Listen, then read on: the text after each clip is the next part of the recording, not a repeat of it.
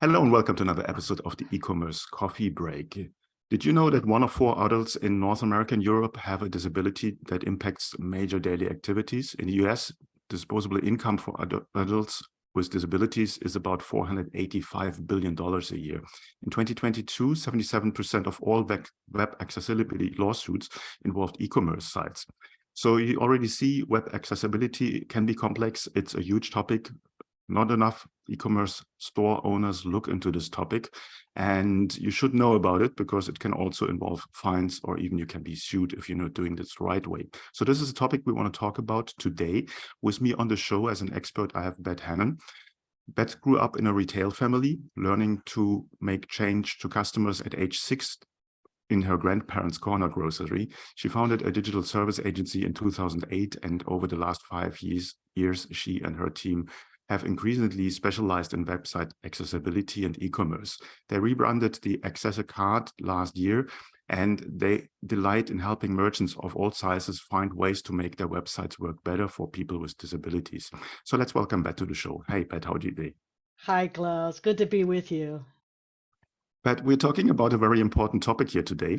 And I want to just get a bit of a basic overview that the listeners understand what actually is the problematic part of this. So can you give us a bit of Right, idea?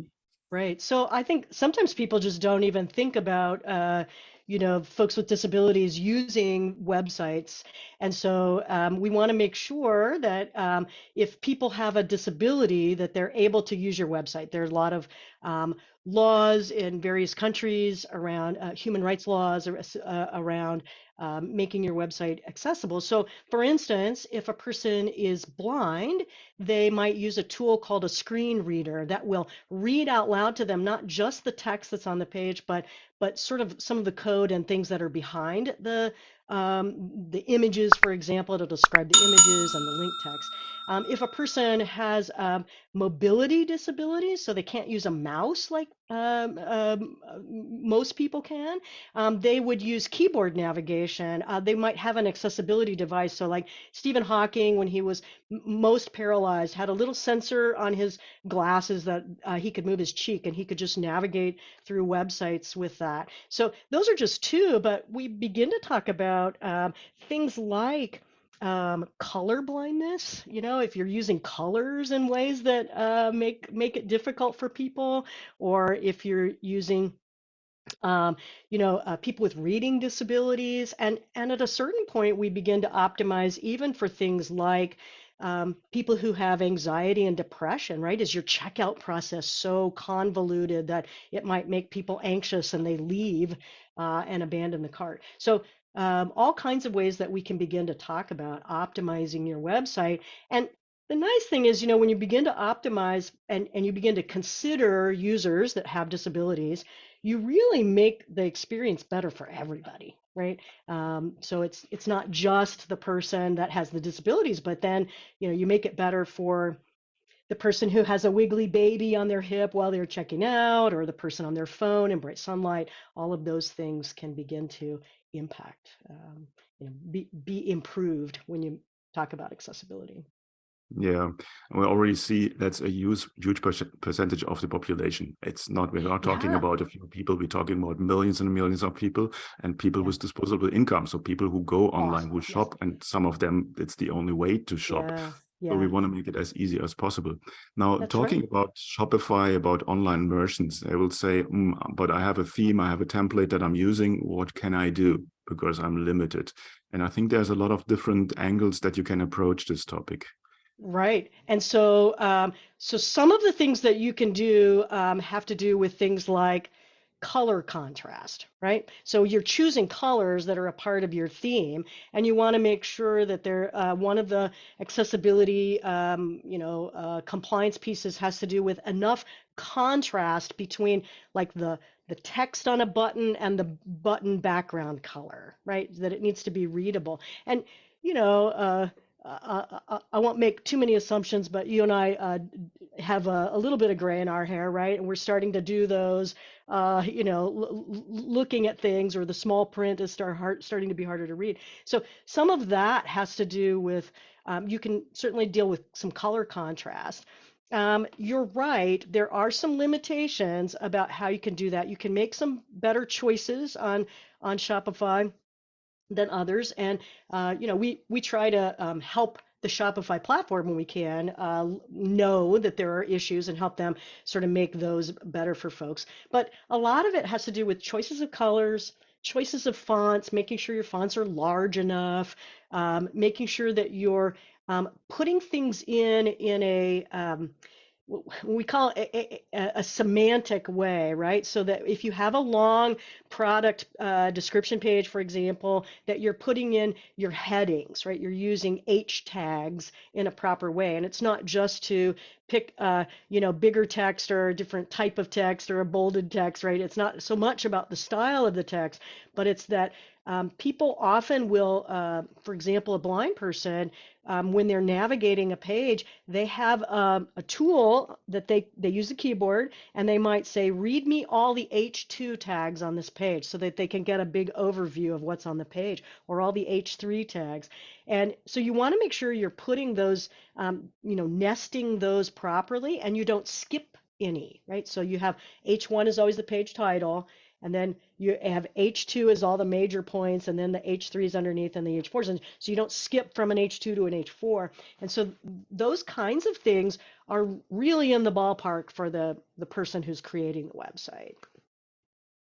Me as an old digital nomad and e-commerce entrepreneur, I already see that there is some advantages for SEO and search engine results in there, Awesome. because if you're using Yes. your H tags properly, you get Yes. an additional benefit there. Yeah, Now, and things like alt text on your images, right? And making sure that you're describing the images. And this is particularly, there's some kind of specialization around this in terms of your product images.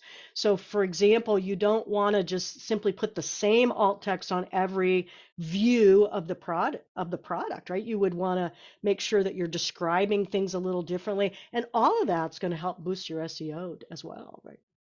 yeah, I see also some similarities there with conversion rate optimization, what I Mm-hmm. call motoric load, when you say, how do I navigate a website and all of Yep. this. Yep. Now, I can imagine that for bigger corporations or bigger companies, now there's a brand manager. They say, oh, that doesn't work with our CI, with our UX, with our design language, or whatever they have. What would be the best way to approach a existing store and then really dissect it and get a sort of an audit or assessment to find out where they need to work on? Right. So some of it is that you're going to need to like get buy-in from folks, right? You mentioned someone who said, "Oh, it's not going to work with our what we have going already." So you really do need to get some buy-in from your development team, from your design team, from your content managers. Everybody's going to have to make a commitment to do this. And there are some ways that you can get folks some education, right? There are some training pieces that people can do. There's a ton of, webinars that are out there. A lot of them are free. You can find them. So getting people to buy in and start doing some education. Sometimes a merchant will hire a team like ours to come alongside of their team for a while and then offer. So, for instance, one of the things we offer is kind of a bucket of retainer hours that can be used to help train your team, to offer some assessments and consulting along the way. How can you sort of make a plan to phase in some of these improvements over time? There are also audits that you can do. So you can hire a team like ours, and we're not the only ones out there doing that, right? There's also other folks that you can do. And an audit is really just an assessment of the accessibility on your site. So we offer an audit of your checkout process, because that's often a place where people might find an issue, right? If the blind person can't figure out how to put in their payment card, you've got a problem. And so the checkout process is often a place where we might see something. So we do a mini audit on checkouts, and then typically folks do not get an assessment, an audit of their entire site, because of the cost just becomes prohibitive. So what they might get is a sample audit. So your sample audit might be 10 or 20 or 30 URLs on your site, and then you're going to extrapolate from there, right? If you have problems with alt text on these few pages, you're probably going to have them on other pages. And then you just need to make a plan for how you're going to, over time, get those issues fixed.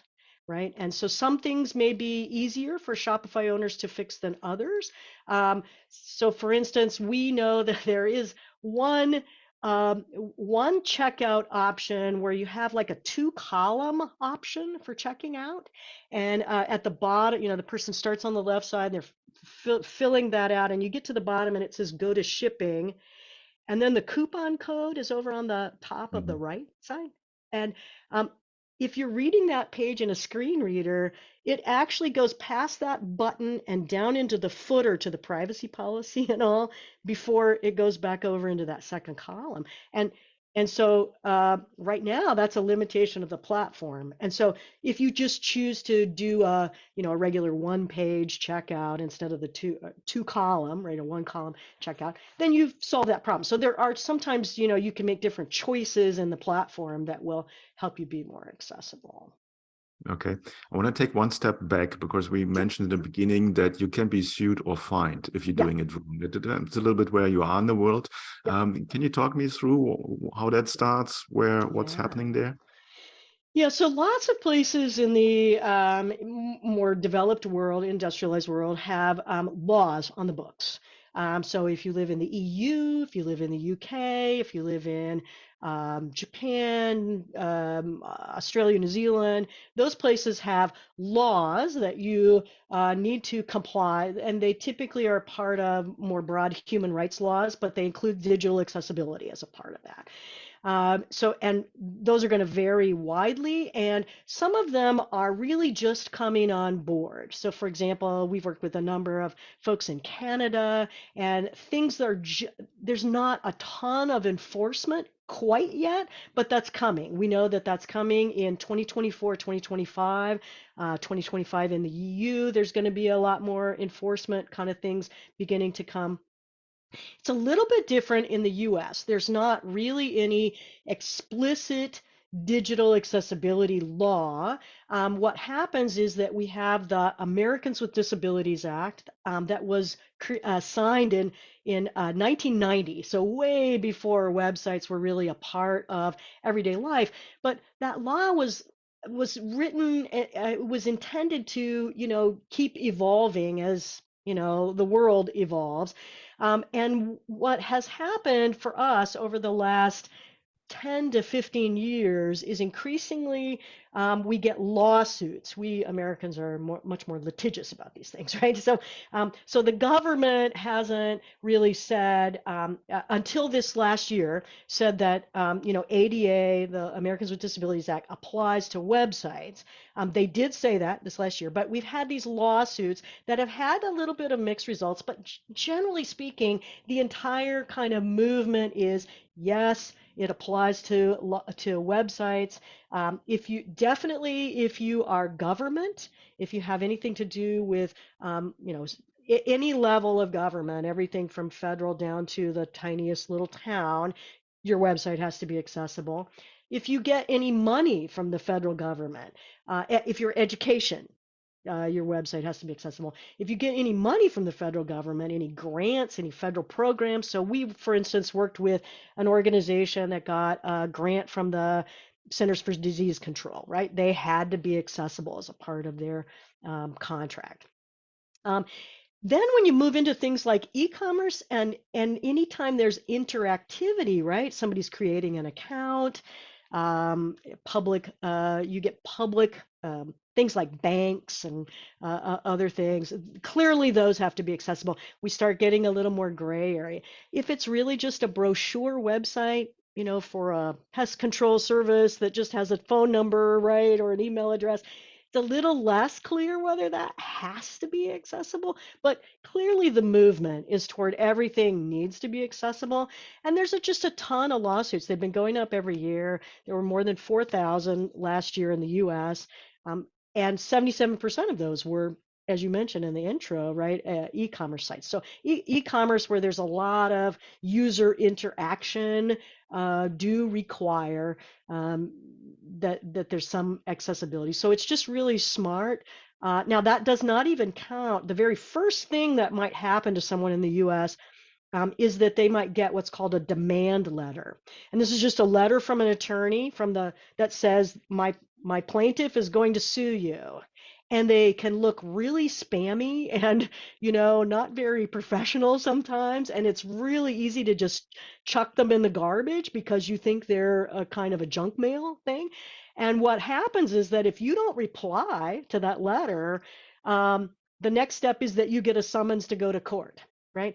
So that 4,000 really does not count all of the people that got a demand letter and settled before they went to court. So it's a much broader kind of issue that I think merchants really need to start paying attention to and start taking some steps because it's going to take a while. And so what you don't want to have happen is that you don't want to just sort of ignore it until you get sued, because if as a part of that you will have to make your site accessible as a part of a settlement or a lawsuit, and that's going to cost a lot more because you're going to have to do it in a short amount of time. That's going to make it a lot more expensive. So long term, while it's not always cheap to make your website accessible, the audits can be expensive and the remediation work can be expensive, but it's going to be a lot more expensive if you get sued, even if you settle out of court, and you can get sued more than once, sometimes by the same plaintiff. Right. So it's not like you get sued once and it goes away. Right. So it really is an investment in a longer term kind of keeping those costs under control. And, realistically, there's a avoiding a lawsuit or avoiding a fine motivates a lot of folks to get interested in exploring it, but then they discover the SEO benefits and expanding your audience, and e-commerce sites that are not accessible are losing $6.9 billion in revenue to other e-commerce sites that are accessible. So, get your slice of the pie and work on that. So. No, 100% agree. We don't want to scare the hell out of people here, No, but yeah, there yeah, is a I really don't like the fear. I mean, ideally, we love working with folks that really are just see the value in like really working at not just sort of compliance, but like, how can I make this better? It's more of a user experience optimization, right? When you begin to think about it that way, when you say, well, it's not just that all my users have no disabilities or all my users are this age group, but you're really starting to think about, well, I have users that might have some disabilities, and how can we begin to optimize for that? So, yeah. Yeah, I think disabilities start with, as you said, with gray hair and having reading glasses, and then things become difficult. Then you fall under there, exactly. So if the font is too small, or you have a light gray font on a gray background, which looks fancy but it's just not readable, that's the basic entry when it comes to accessibility of a website, of an online store. Exactly. And obviously, as you said, there is a lot of lawyers out there that sort of it's their business model to reach out.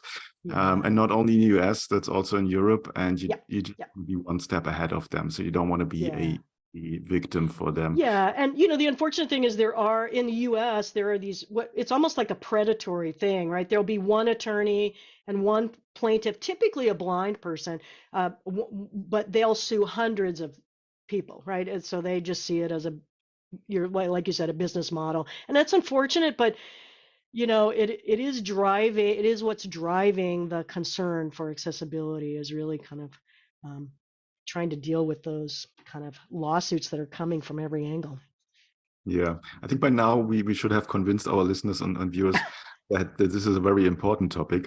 Now, if somebody now looks at the website and say, oh dear, I have some work to do, what would be the first step for them, kind of homework, to get into the process and then potentially reaching out to you guys and to get professional help?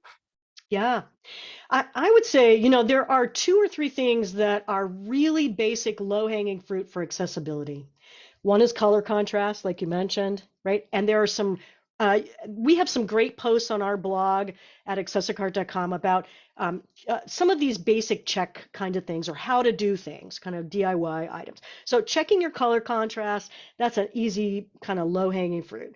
Making sure you've got that semantic HTML, and making sure you've got alt text on your images. If you do those three things, you've kind of got a great start. And then, you can certainly, frankly, we encourage folks to have done at least some of that, or started to work on that before they try to do an audit. I mean, then your audit can really work on more of the more significant issues, right? In terms of kind of moving forward, continuing to move forward. And it's not to imply that those three things are the only things you need to do, but that's about 80% of most kinds of issues. So it's just a good start to do. Yeah. Yeah, 100%. So you're helping there. You mentioned the audit. Mhm. Give me an idea on the pricing, or what kind of service model do you offer there? Yeah. So we offer a mini checkout, mini audit of your checkout, and that's currently priced at $2,750. But it's a fairly limited audit. So we help you pick one product. We put the one product in the cart. We make sure that's workable. Ideally, it's something that has, variations, or different colors, or something that we can change, right? We can test whether people can change those things. And then we kind of move through the checkout process to let you know if there are issues there. But if you're looking at more of a larger audit, we do, you can go to people, and they will, sometimes people will offer you a free audit. And when they're offering you a free audit, what they're doing is running you through some automated checker and just printing out that report. You can do those kinds of checks for yourself. What we often find, though, is that people have there are sometimes false positives and false negatives, right, in those reports. And so sometimes it's a little difficult to kind of get a sense for, just because the automated checker says you have 0 issues doesn't necessarily mean you're home free. So making sure you understand that, and and understanding that AI, those automated reports are using AI, those can only find about 30% of issues. So, for instance, they can tell you whether you have color contrast issues, or whether you're missing alt text. They can't tell you whether your alt text is good alt text, and they can't tell you whether your menu is keyboard navigatable, right? Whether people can navigate through your website, because they're not navigating through the website. So there are certainly things that require some human testing, things that people can begin to learn to do for themselves, some. But when they come to a professional, you're looking for not just the testing, and looking at those broader issues beyond people who are, blind or have mobility issues, but some of the broader issues. But also, you're looking to the professional to help you sort through the false positives and false negatives, but also help you prioritize them, right? What is preventing, especially when you're talking about e-commerce, right? Our ideal is thinking about, how can we help more people check out, right? How can we help more people complete their purchases? And so when you're talking about prioritizing those, that's what a professional service can do for you, is helping you sort through that. So we offer, generally, our sampling audits come in, we're looking at specific numbers of URLs. So minimum would be around 10, 20, or 30. When you're starting to look at 10, and through the checkout process, you're probably looking at somewhere between $9,000 and $10,000 for that lowest end one. So they're not cheap, but they're very labor intensive because of the human testing that's involved. And so generally speaking, a service like ours would you would help you identify those 10 or 20 or 30 URLs. They would do the testing, provide you with an extensive written report, telling you not just what was tested, but then not just what failed, but how it was tested and what was tested, because you've got that documentation. And then we provide an hour of consultation. And so a lot of times folks will bring their regular development team so that we can answer technical questions, or we can demo the issue for them so that they can kind of see how it doesn't work. And then, we are available then to work with your developers or your designers or your content people afterwards, in terms of answering some questions that kind of keep going, or, later doing additional checks if you fix things or things like that. So. Yeah, makes perfect sense. I mean, people should see that and in an investment in their business, and not only as a cost that they have, because I mean, you're winning from two sides. The one side is you have higher conversion rates, you open a new part of the market that at this point you might not be being able to address. And then obviously it's an investment for not being sued, because that's money that's definitely going through. And I will say, people who have disabilities, are incredibly loyal when sites work well for them, right? Because so many things don't work well for them, or they have issues, right? They tend to be very loyal customers and very, big advocates, right? They'll share with other people they know that this site is working well for me. So. I think one thing we haven't talked about, Claus, that might be really important for your listeners to know, and that is, AI is a big topic right now. There's a lot of AI stuff going on. And over the last 2 years, there are tons and tons of advertisements for what are called overlay plugins that are a little bit of AI. So they're using that AI that we talked about for the testing. But the important thing to know is that they only will help you fix about 30% of your issues. So you can certainly pay for those services and do that, but you just need to know they're not going to solve all of your accessibility problems. And we actually are seeing some, anecdotally, more and more evidence that because people can analyze the tech stack you're using, that you're actually getting targeted for being sued, because then the lawsuit knows that you knew you were supposed to do something, but you're not fixing all the issues. And so just know that if you're using one of those tools where you're putting a little script of code into your website theme, that's actually something that could, first of all, not fix all your problems, but also make it more likely to get you sued. So. It's interesting and a very important information that it can actually backfire on you. So yeah, you should think twice if you want to put that in. Well, and there, those overlay plugins, you can go to overlayfactsheet.com. You can read a little bit more about how they work, how they, why they're a problem. One of the problems with them is that they often conflict with the existing tools that disabled people have on their machines, right? If I have a disability and I require a tool, 99% of the other websites out there, I'm already going to have those tools installed, but the overlay conflicts with them and means that neither tool can be used. So a lot of disabled people install browser extensions to block the tools, which is really fascinating. Like the people that you're trying to help are blocking your help. But the other big issue, especially for people in the EU, is that there's some concern about privacy with these tools. So if you open the little widget that it creates, you have to basically give it your information about your disability to use the particular little tools that are there. And the companies that provide the widgets are storing that information theoretically, so that when the person with the visual disability goes to the next website that uses that tool, it's already there. But huge privacy law violations, right? They're not being notified. They have no way to remove it. There's lots of concerns around the privacy pieces around those tools too. Yeah, I love that. Very, very important point there. Yeah. Beth, where can people find more about you and what you do? Yeah, so our website is Accessicart, ACISSICART.com. Accessicart. Yeah, I will put it in the show notes as always. Then you just one click. Yeah.